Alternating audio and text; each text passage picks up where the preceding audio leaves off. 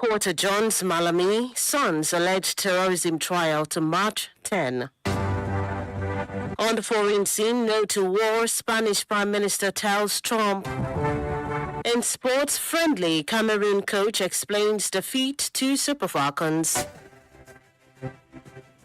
Good afternoon and thank you for staying with us in Diamond 88.7 FM. Me, Lauren, this is the news on the hour. I am Bisola. Oduwole Suliemen. We'll bring you details of the news after this break. Please stay with us. See, wait, he's from our tribe and we have the same religion. So we have to protect our own.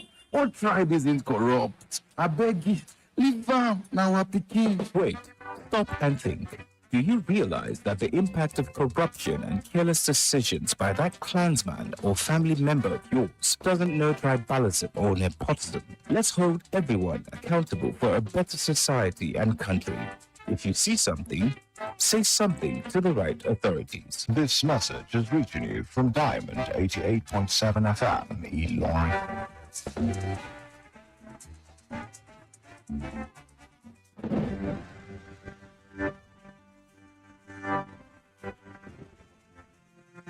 Welcome back from that break. Please note that you can listen to us via our website, www.diamondfm.net, or watch us live on Facebook at Diamond 87 FM and YouTube, Diamond FM Illinois. Now the news in detail. The United States Embassy in Nigeria has issued a security alert to its citizens in Abuja over a planned protest in the Federal Capital Territory, FCT. In a statement posted on its official X handle on Wednesday, the embassy warned of a high potential for demonstrations following the ongoing conflict involving the United States and Iran, noting that previous protests had led to violent clashes with Nigerian security forces. The embassy strongly advised all U.S. citizens in Abuja to remain indoors on Wednesday, March 4, as a precautionary measure. It also announced the cancellation of all visa appointments earlier scheduled for the day, citing security concerns arising from the anticipated protests.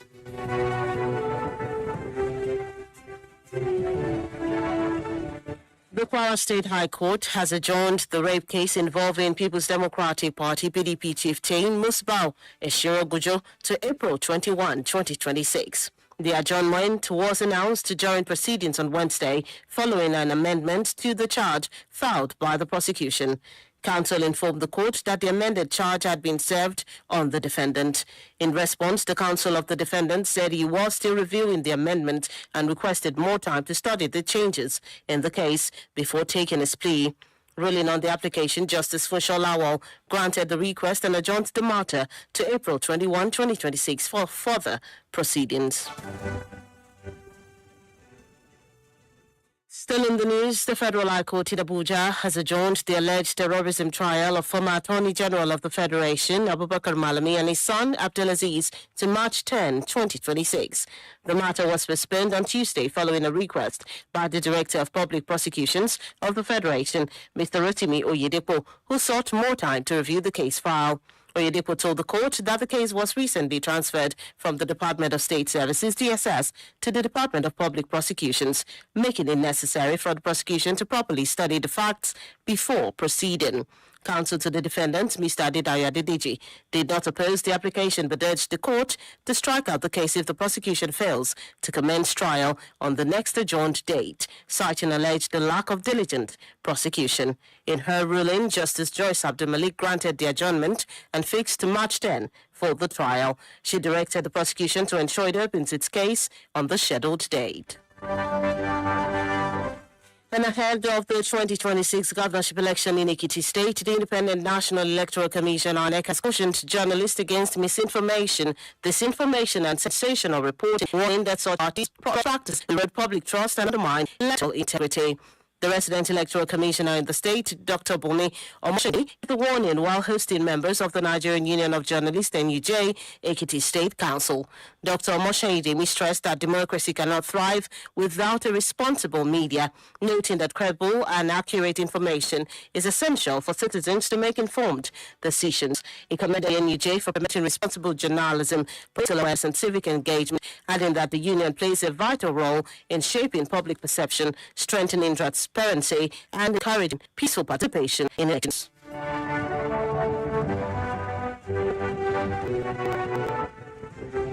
The National Association of Nigerian Students, NANS, Southwest Zodi, has held a roundtable dialogue with the Nigeria Police Force state over allegations that some officers physically assaulted a student. The student body said the incident allegedly led to a road accident involving the victim, his wife, and their 2 children, heightening tension and nearly sparking unrest.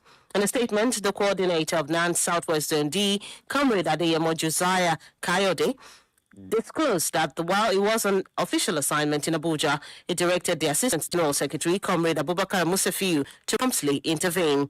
Upon his return, the leadership visited the Osun State Commissioner of Police, Ibrahim Goton, to demand clarity, accountability, and justice.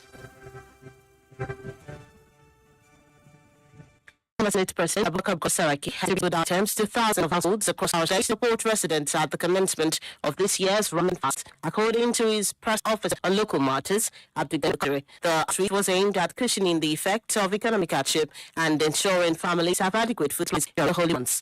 The distribution, which covered all 16 local government areas of the state, benefited traditional rulers and the councils, religious leaders from Muslim and Christian communities, party faithful, youth element groups, market associations, artisans, transport workers, students, persons living with disabilities, widows, elderly, other vulnerable residents. That's it. You news on the hours reaching you from Diamond 88.7. We take it when we return. We'll bring you in foreign news. To war. Spanish Prime Minister tells Trump. We'll bring you that story and many others after the break. Please stay with us. Follow us on social media, Facebook, Twitter, and Instagram at Diamond 887 FM. Diamond FM, shining supreme.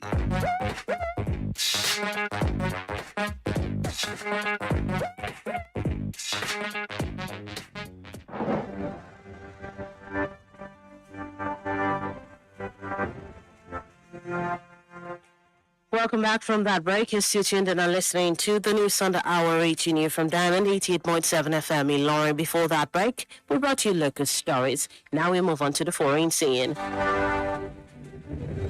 In foreign news, Spanish Prime Minister Pedro Sanchez on Wednesday rejected U.S. President Donald Trump's criticism of Madrid's refusal to allow U.S. military aircraft to use Spanish bases for operations linked to strikes on Iran, declaring firmly no to war in a televised address. His comments came after Trump threatened to sever all trade ties with Spain over the dispute, a move that would mark a major rift between the two NATO allies. Sanchez said Spain would not be complicit in a conflict harmful to the world and contrary to our values and interests, and warned against repeating the mistakes of past wars.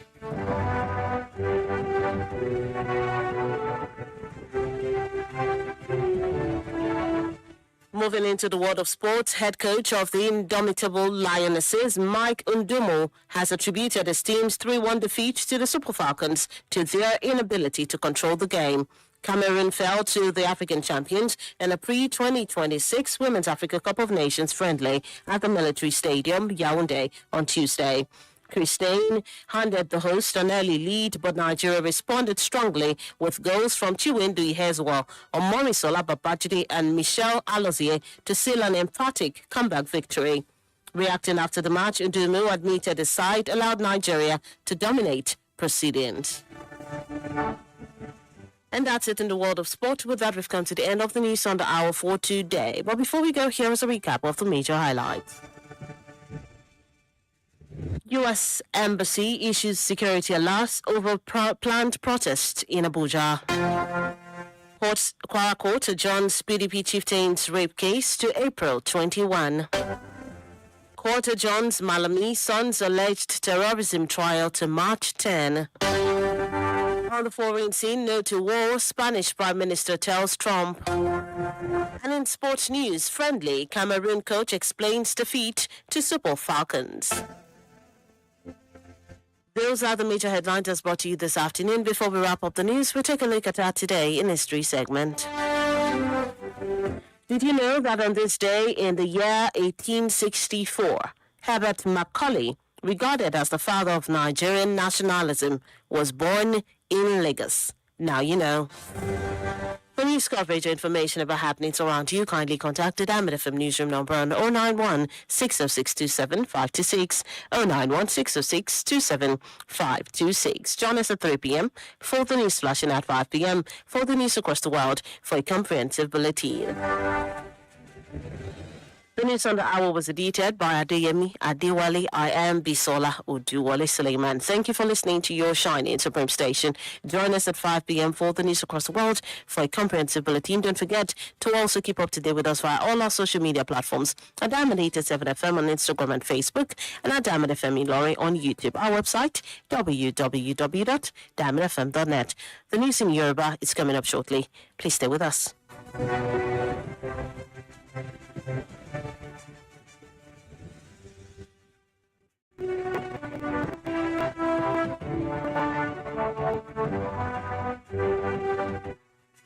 I'm in love. I'm obsessed. And I don't even feel guilty about it. Obsessions are not always bad, especially when it's in a